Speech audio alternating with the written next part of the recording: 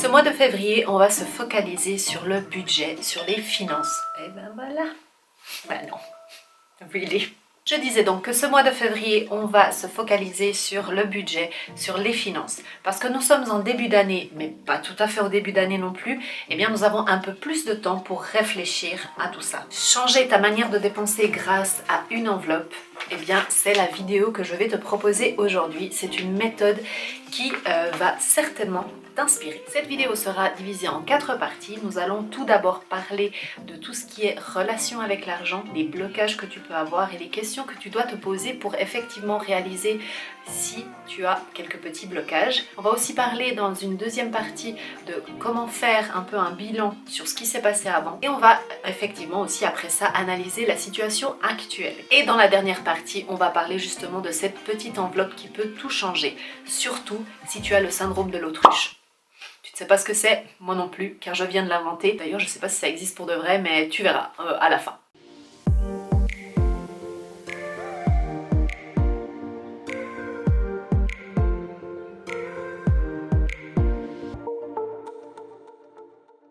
Salut, moi c'est Annalise, je ne sais pas si tu me connais, donc je me permets de me présenter. Je suis experte en organisation et en motivation, donc je suis là pour t'aider à te sentir bien chez toi grâce au rangement, au désencombrement physique, tout ce qui est matériel, mais aussi mental. Donc pour te sentir bien en toi. Je suis vraiment persuadée qu'un environnement chez toi, sain, propre, rangé, organisé, peut t'aider aussi à te sentir mieux à l'intérieur de toi. En tout cas, c'est ma mission. Parlons donc un tout petit peu de la relation avec l'argent. Et pourquoi je pense que c'est important d'aborder tout d'abord ce point-là avant même de commencer à faire un budget, c'est parce que avant de planifier, de faire quoi que ce soit, il faut quand même un petit peu se poser et réfléchir à nos habitudes. Est-ce qu'elles sont bonnes? Est-ce qu'elles sont pas top et qu'il faudrait les améliorer? Parce que si on se lance tête baissée parce qu'on a vu un challenge, parce qu'on a vu une nouvelle méthode, une xème nouvelle méthode et qu'on veut se lancer tête baissée, eh bien tu peux être sûr que ça ne va pas marcher. Et pour qu'on mette en tout cas le maximum de chances de côté de réussir, eh bien il faut vraiment un petit peu s'analyser. C'est tout le temps ce que je fais, c'est toujours le même procédé, que ce soit pour le rangement, pour l'organisation, peu importe. Ce mois-ci, comme je te l'ai dit en introduction, ça sera vraiment consacré sur le budget, sur les finances, et on va parler un petit peu voilà, de tout ce qui tourne autour de comment économiser, mais aussi comment économiser du temps. Because time is money, baby. Donc quels sont ces blocages, quelles sont ces peurs que l'on a envers l'argent? Peut-être que tu te dis non mais c'est pas possible, j'ai pas de peur envers l'argent.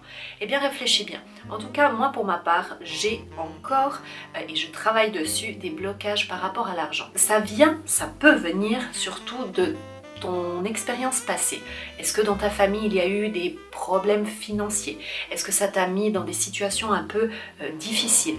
Est-ce que le manque d'argent peut-être t'a fait te sentir justement un petit peu à risque? Il y a toutes ces sensations quand on est plus jeune qu'on ne maîtrise pas, que ce sont peut-être des problèmes d'adultes à ce moment-là. Eh bien nous on a quand même cette impression de se sentir vulnérable et d'être en danger. Donc il ne faut pas sous-estimer ça, et souvent on a des blocages à cause de ces expériences passées qu'on n'a pas travaillé dessus. Donc si c'est quelque chose que tu sens qui en toi, tu as de la peine justement à faire ton budget, tu as de la peine à avancer, tu as de la peine à gérer ton argent, il faut aller voir un petit peu derrière, et ça c'est un travail vraiment avec un professionnel. Tout cela en fait ça va créer un manque de confiance en toi et un manque de confiance en tes capacités. Donc forcément ça va se refléter sur, par exemple, si tu dois négocier ton salaire, tu vas peut-être le négocier à la baisse de ce que toi en fait tu pourrais vraiment prétendre. Et notre relation à l'argent affecte beaucoup la manière dont on le gère aujourd'hui. Avec cette vidéo je ne te promets pas de faire tomber tes blocages, car comme je t'ai dit il faut s'adresser à des personnes professionnelles dans ce domaine là, mais en tout cas avec cette vidéo je vais te partager des astuces qui pourront peut-être t'aider, et si moi j'y suis arrivée, tu peux y arriver. Donc pourquoi faire un bilan de l'année passée? Comme dit auparavant, tout simplement pour savoir d'où tu viens. Parce que avant d'aller en avant, il faut savoir d'où on vient pour mieux avancer. Et donc c'est la même chose ici. Mais simplement, ce n'est pas quelque chose de très compliqué à faire. C'est simplement se poser des questions et y réfléchir. Et éventuellement le poser sur papier si ça te fait du bien. Parce que en règle générale, de l'écrire, c'est comme si tu l'évacuais et que voilà, c'était dehors, que tu ne l'as plus en toi. Donc c'est une très bonne méthode de faire, donc de prendre un cahier et d'écrire. Donc la question que tu dois te poser, c'est est-ce que tu as trop dépensé l'année passée ou pas? Est-ce que tu as cette sensation d'avoir trop dépensé? Alors si tu fais déjà un budget, tu vas savoir exactement si oui ou non tu as trop dépensé. Et c'est là aussi que vient le but de faire un budget, c'est que tu es au courant de où tu en es financièrement. Est-ce que tu as des dettes à régler encore? Si c'est le cas, je vais directement te donner un conseil, c'est au lieu de te dire « Ah oui, je dois faire un budget pour mettre de l'argent de côté, etc. » Non, rembourse d'abord tes dettes et ensuite, après une fois avoir rembourser tes dettes, eh bien tu penseras à justement mettre de côté. Parce que c'est important, vraiment j'insiste, de rembourser ses dettes avant toute chose et de mettre une priorité là-dessus parce que il y a plein de facteurs, notamment les intérêts qui s'accumulent et qui font qu'au bout d'un moment ça devient un cercle vicieux. C'est difficile de s'en sortir, ce n'est pas impossible. Et d'ailleurs, j'avais fait toute une vidéo sur justement comment un petit peu s'en sortir de ces dettes. Je t'invite à aller la voir. D'ailleurs, justement, on ne va pas en parler dans cette vidéo, mais tu pourras faire un budget exprès pour rembourser tes dettes. De la même manière que tu feras les autres budgets. Voilà, tu vois, la phase 2 est déjà terminée. Ce sont vraiment des questions que tu dois te poser par rapport à ton comportement envers l'argent, envers tes finances. Est-ce que tu es plutôt justement à être attentive et attentif à tout ce qui se passe par rapport à ce domaine-là ou pas du tout? Et tu fais justement l'autruche, tu mets la tête dans le sable et tu espères que tout va bien se passer. Rentrons dans le vif du sujet et analysons maintenant la situation actuelle et comment établir un budget très facilement, très concrètement pour que tu puisses directement t'y mettre. Dans cette méthode, on va parler seulement de 2 voire 3 budgets séparés. On va que se concentrer sur ces budgets-là. Je vais te les détailler un tout petit peu plus loin dans la vidéo, ne t'inquiète pas. Déjà, pour pouvoir établir un budget, il faut être au clair avec les entrées. Donc les entrées d'argent, tout ce qui est salaire, etc. Tout ce que tu reçois comme argent dans ton compte, ce sont les entrées. Et il faut être aussi au clair avec les sorties, avec les dépenses. Parce que oui, c'est toute une question de balance entre les entrées et les sorties. Si tu dépenses plus que ce que tu gagnes, c'est un petit peu compliqué. Donc c'est vraiment important d'être au courant. Et comment va-t-on pouvoir être au courant? Tout simplement en regardant les chiffres. Et comment on peut regarder les chiffres? Eh bien, c'est d'analyser tes relevés bancaires par exemple, ou si tu es quelqu'un qui garde les tickets de caisse, physique ou électronique, parce que maintenant ça se fait beaucoup électronique, eh bien il faudra faire une analyse. Il faudra prendre du temps, ça vient pas en un claquement de doigts, mais c'est important de faire cette analyse-là. On va analyser pour 3 différents budgets qui sont famille. Donc tout ce qui est justement en relation avec des factures, le loyer, les assurances, des choses qui sont assez récurrentes aussi, qui viennent, plein de choses comme ça, ce sont des dépenses qui peuvent être variables mais qui sont souvent fixes. Donc ce sont des dépenses qui reviennent chaque mois ou chaque 3 mois, chaque 6 mois, chaque année, mais qui reviennent, qui sont récurrentes. Ça c'est le premier budget. Le deuxième budget qui est un budget toujours famille mais plutôt pour les courses. Donc c'est vraiment séparé. Alors dans cette méthode, d'ailleurs je ne l'ai pas cité mais je veux le citer, cette méthode m'est inspirée par Jordan Page, dont d'ailleurs j'avais déjà parlé sur cette chaîne pour sa méthode du calendar blocking, et elle parlait justement de tout ce qui est budget. Jordan partage surtout son expérience avec l'argent. Elle a eu pendant très longtemps des dettes avec sa famille et elle a réussi à s'en sortir très rapidement en appliquant certaines méthodes, notamment cette méthode de l'enveloppe. Donc j'ai trouvé vraiment intéressant par sa simplicité et sa facilité de mise en exécution, parce que tu sais qu'ici sur cette chaîne vraiment j'essaye de prendre les choses que j'ai testées et qui peuvent être mises en place très rapidement sans trop de chichi. Mais c'est clair qu'il faut quand même se poser pour analyser un petit peu les chiffres, c'est normal. Donc cette deuxième catégorie qui sont pour les courses, elle sépare ça. Tu verras que moi je ne sépare pas forcément, donc ça sera sur plutôt un compte bancaire famille, mais effectivement il y a quand même 2 budgets différents qui est donc le premier pour tout ce qui est dépenses assez récurrentes comme je t'ai dit, et celui-ci pour tout ce qui est plutôt des dépenses qui peuvent un petit peu varier, qui sont pour les courses principalement. Donc par course, on entend vraiment quand tu vas acheter la nourriture, les boissons, tout ce qui est hygiène, etc. Voilà, tout ça, c'est un budget qu'il faut avoir et qui s'appelle là en l'occurrence pour les courses. Et ensuite, le dernier budget, c'est un budget elle appelle autre, moi j'appelle mon budget personnel, et il faut savoir que dans ce budget perso, ce sera tout ce qui est en relation avec ce qui te concerne à toi personnellement. Ça peut être des rendez-vous chez le coiffeur, faire tes manicures, soins, massages, sport, voyage, etc. Donc tout ce qui est en relation avec ton budget perso. Moi d'ailleurs, dans ce budget perso, et c'est ça que je veux juste t'expliquer, mais je ne vais pas aller dans le détail, dans un budget, tu peux avoir plusieurs budgets. C'est pour ça que moi, dans le budget famille, du coup, il se divise en deux. Voilà, pour les courses et pour tout le reste. Et là, dans mon budget perso, eh bien, il se divise justement en 3. Et pour te donner rapidement une idée, c'est donc tout ce qui est... Voilà ce que je viens de te dire, coiffeuse, etc. Un deuxième budget qui est plutôt pour les dépenses un petit peu plus importantes, où je vais faire un ordre permanent qui part directement de mon compte avec un montant que j'ai décidé pour, par exemple, voilà, des voyages, un ordinateur, du matériel pour filmer, etc. Ce sont des dépenses un peu plus conséquentes, donc je vais créer un autre compte à part pour ça.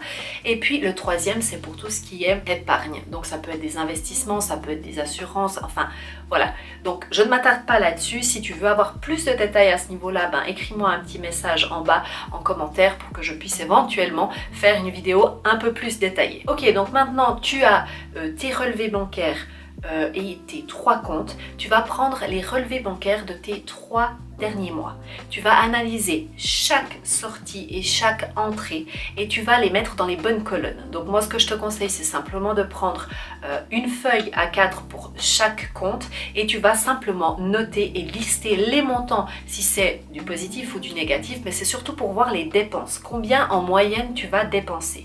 Ça, c'est pour qu'on puisse établir un budget, parce que si on le fait en mettant le doigt en l'air, eh bien on risque fortement de se tromper. Et maintenant tu vas prendre donc le montant total, tu vas les additionner et tu vas le diviser par 3 parce que là effectivement tu as le résultat de 3 mois de dépenses pour un seul de tes budgets et tu fais pareil pour les 3 autres budgets. Et si on passait à la méthode de l'enveloppe, let's go! Petite précision, avant de passer à la méthode de l'enveloppe, il faut savoir que je trouve personnellement, ça ne regarde que moi, qu'il est très intéressant d'avoir un compte personnel à part de la famille. Si tu peux le faire, et ça dépend dans quel pays tu me regardes, parce qu'en Suisse tu payes pour chaque compte bancaire et c'est un petit peu un problème parce qu'en Angleterre ça n'était pas comme ça, donc j'avais beaucoup plus de comptes bancaires. Mais si tu es dans un pays où tu n'as pas besoin de payer pour avoir un compte bancaire, eh bien vraiment ouvre le plus de comptes bancaires possible par budget en fait. Comme ça